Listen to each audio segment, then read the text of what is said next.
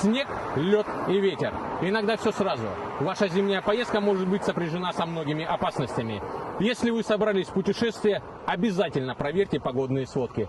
Это очень важно и не займет много времени. Проверьте техническое состояние своего автомобиля. Перед выездом подготовьте теплые вещи, запас топлива, продукты питания и горячий чай. Зарядите ваши мобильные телефоны и не забудьте взять дополнительные аккумуляторные батареи. И обязательно перед поездкой сообщите вашим близким людям уточненный маршрут движения и время возвращения.